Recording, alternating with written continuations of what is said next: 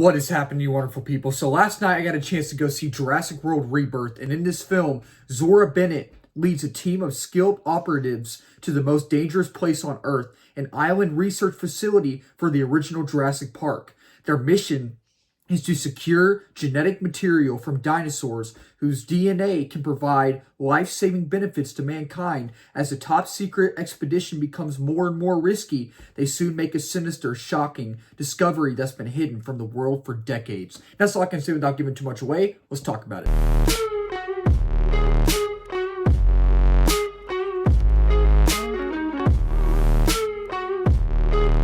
So when it comes to the Jurassic Park, Jurassic World franchise, I consider myself a fan of the franchise. I absolutely love the original Jurassic Park. If you've been following me for a while, if you've been following my channel for a while, you know I absolutely love it. And y'all probably know that Jurassic Park, the original Jurassic Park, is a top 10 film of mine. I grew up watching this film. I love it so much. And then the first Jurassic World with Chris Pratt, saw that in theaters years ago when it came out, and I absolutely was just in awe. I absolutely love that film. I know a majority of people like it, but then there's some people who are just kind of okay with it. I really love that film.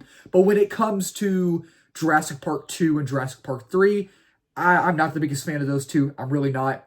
I think Jurassic World 2 and 3, I'm fine with those two. I don't think they're an abomination. I just think they're okay. But when it comes to this film, I was really excited for this film. I was, because I'm a Jurassic Park fan, and also I'm a Gareth Edwards fan. Gareth Edwards directed Rogue One, which I think is a top 5 Star Wars film. Absolutely love that film. He did Godzilla 2014, which again, love that film. I think it's a very awesome, awe-inspiring scope and scale size film, and I think that the creator is a really emotionally resonant film, especially towards the end. I love that film. So I was really excited because his name was attached to this film. And after seeing the film, I liked it.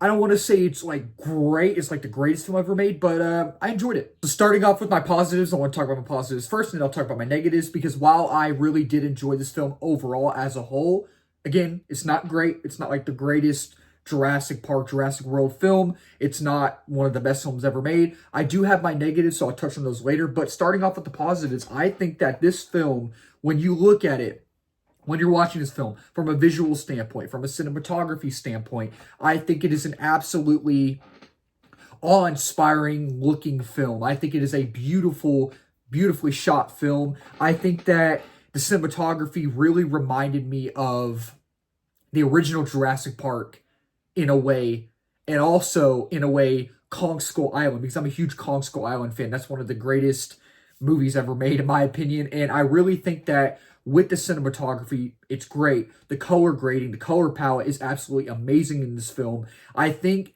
it really did remind me of the original Jurassic Park and Kong Skull Island. Those two mixed together, you say those are like the same film, you know what I mean? In a way, sort of like, they kind of just look like that, and that's what it looked like. And it's like, I'm saying if you add those two films, mix those two films together, that's what this film looked like. And I'm trying to make that make sense, but it was a really good looking film. It's a great looking film. And I really think that the film has, for the most part, it has the same DNA as the original Jurassic Park, which is what I really enjoyed about it. And it has the same feel. It has the same vibe. It has the same look to it. And it's just, for the color grading, for the color palette, it has this like golden type of looking color grading, color palette. And I was like, I really like how that looks. And at times it had like a darker looking color grading, mainly towards the end and a little bit in the middle. And I was like, I really like how that looks. It looks amazing. And it just, I really think that the standout in this film is Jonathan Bailey, who plays Henry Loomis. I really think Jonathan Bailey was great in Wicked. These are the only two films I've seen him in, Wicked and this film. And I think he was better in Wicked. He was really good in Wicked. But I thought he was good in this film. There's a monologue that he has towards the middle of the film that I was like, oh, I like that monologue. That's a really cool monologue. I like what he's talking about. It's interesting. I really like that. And before I watched the film, I was like, I have a feeling his character is going to be related to a certain character that we've seen in the other films before.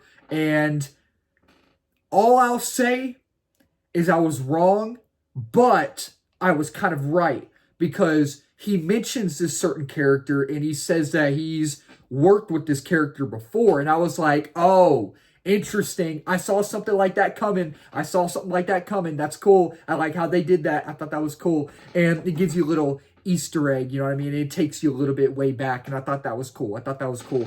And I thought there was good dinosaur action in this film. A lot of the good dinosaur action that we have is very suspenseful, very thrilling, very intense. There's a scene with the T-Rex and the boat, which I thought was really, really cool. I thought that was a good scene. And it's just, in my opinion, while I am a huge fan of the original Jurassic Park and the original Jurassic World, and while I'm just kind of okay with the other 4 films, this is my third favorite film. This is my third favorite film in the franchise right now. I really did enjoy it, and I think it's right for me to put it in that place. And I think that you have to see it in Dolby. You have to see this film in Dolby. It's not in IMAX. They did not shoot this film with IMAX cameras, but the sound design is great, especially when the dinosaurs are, roaring or growling or whatever. You have to see it in Dolby. It's really a sound booming film. It's a loud film. And it's just, I think that the score is absolutely brilliant. It's emotionally brilliant. It's the John Williams score you've heard before. There's a scene where Henry Loomis, our character, played by Jonathan Bailey, is basically like standing below the dinosaurs, and the score plays, and I'm just like, oh, I was just like, oh, this is so amazing. This is so, I love every bit of this. This is amazing. And again, it's suspenseful, it's thrilling at times, and I think the visual effects were great on the dinosaurs. Like, I was watching it, and I was like, man, the VFX on these dinosaurs are really good. Like, I was watching, I was like, man, this looks better than how they looked in the other Jurassic World films. Like, they touched it up a notch. They upped the ante. Like, it looks great. And it just, again, I thought the cinematography was amazing. It really reminded me of Jurassic Park. It reminded me of Kong Skull Island. And I think the scope and scale is massive in this film. It's massive. Whether it's when you're looking at the dinosaurs, whether it's when you're on this island and just looking over the island and looking over this world, the scope and scale, the size of it is massive. It's huge. And again, it has that DNA. And it's just, I think that Scarlett Johansson for the most part was good, but I really think that while Jonathan Bailey was good, you have Rupert Friend in here, who I thought was okay, and you have Mahershala Ali. You have other people in here that aren't as memorable, but Mahershala Ali, I really thought was memorable in this film. Not as good as Jonathan Bailey, but I thought he was really good in this film. But while I do have my positives, I do have my negatives. So I do want to say, while I did enjoy this film overall as a whole, there are some very, very questionable writing choices in this film. Like, I was watching it and I did enjoy it, but at the same time, I was like, I don't know why that happened. I don't understand why that happened. Why are we going down that route? Why are they even in the film? Why is this thing even in the film? Like, there are some writing choices that honestly are horrendous and laughable. Like, I couldn't believe, like, there is a plot line in this film that involves the family, and I was watching it and I'm like, this family, if you take the family out of this film, the plot doesn't change. So therefore, this family, they had no reason to be in this film.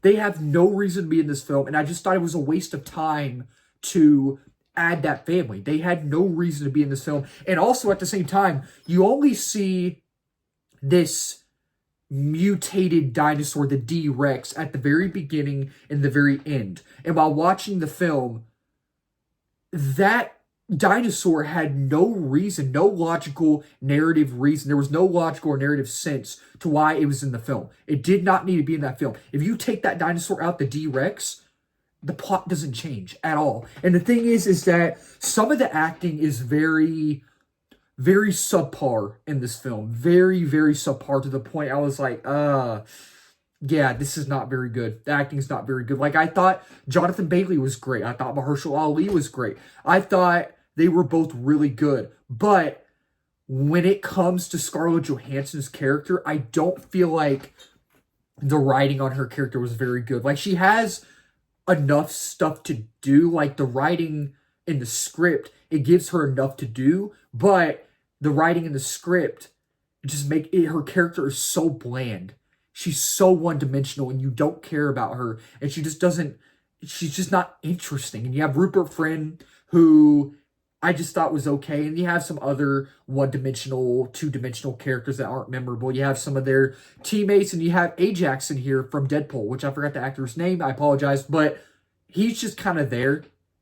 He's not very memorable. And you have the family, too, which the family, again, should have been left out. Some of them, like the boyfriend in this film kind of was just there for comedic relief, which he was okay, I guess. But they didn't need to be in the film. They didn't need to be in the film. And I think that while we had good dinosaur action for the most part, I feel like we could have had more. We definitely could have had more dinosaur action, and I feel like we didn't have enough. We needed more. And it's again, some of the acting was subpar, and some of the dialogue was very awkward. It was very awkward, and it was very, like, the line delivery, some of the line delivery was very off and very clunky and very awkward.